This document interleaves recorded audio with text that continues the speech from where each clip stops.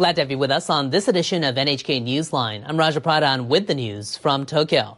We start with a trade issue that's making news in Japan and the United States. Nippon Steel wants to buy U.S. steel, but was blocked by then-President Joe Biden. Now the firm's vice chairman says staff are trying to achieve some positive movement in hopes of getting the deal approved under the administration of Donald Trump.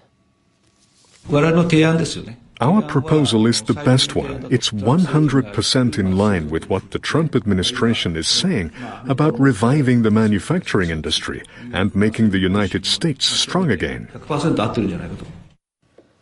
Last month, Biden blocked the takeover plan on national security grounds. Nippon Steel and U.S. Steel both filed lawsuits claiming unlawful political interference. They submitted their opening brief earlier this week.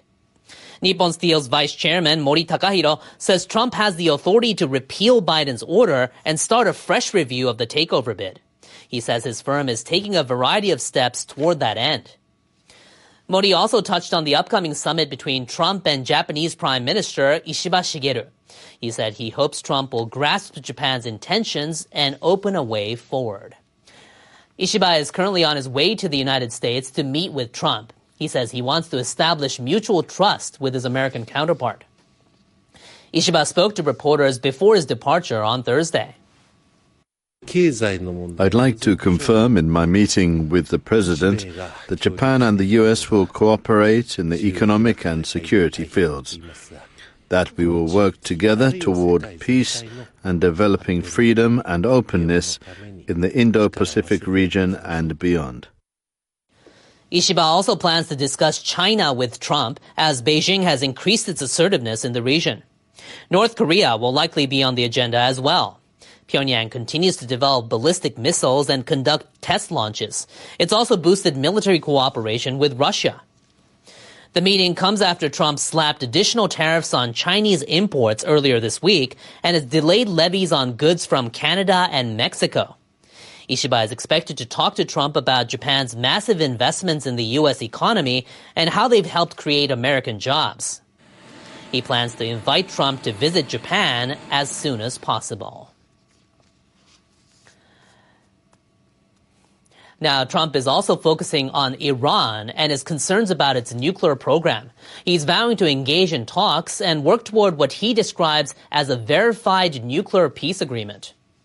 Trump wrote on social media he wants Iran to be a great and successful country, but one that cannot have a nuclear weapon. He said he'd much prefer an agreement that would let Iran grow and prosper peacefully. He did not give any details. Under an international deal struck in 2015, Iran was expected to restrict its nuclear program in exchange for the lifting of sanctions. But the U.S. pulled out of that agreement during Trump's first term on the grounds that it was not adequate. It stepped up pressure on Iran by resuming sanctions. The New York Times describes Trump's desire to engage in negotiations as a turnabout from his first term. Trump has also said he'll impose maximum pressure on Iran by toughening sanctions on its products, including oil. Thai media say a medical institution supporting Myanmar refugees has closed following Trump's order to pause foreign aid. Trump signed an executive order to halt foreign aid programs for 90 days for a re-evaluation. The move prompted the U.S. Agency for International Development, or USAID, to suspend foreign aid temporarily with some exceptions. Reports indicate a medical facility in Thailand supported by USAID has now closed. It's located in a camp bordering Myanmar. The United Nations says about 29,000 people live at the site. Those needing treatment now have to go to nearby hospitals for care. This patient, who was at the camp, spoke about the situation. His identity has been concealed. We have no idea what will happen to us. We don't have the money to buy medicine. If there is no medicine at the camp, many could die. A Japanese doctor working near the site says some patients injured in the conflict in Myanmar have been getting emergency transfers. She says these may come to a halt now as the program is largely funded by USAID. It's a matter of life and death. Many people cannot survive without such assistance. Last week, the Thai government vowed to support refugees in the country who are impacted by the U.S. measures. But there are mounting concerns at local hospitals about how long they can handle the additional patients.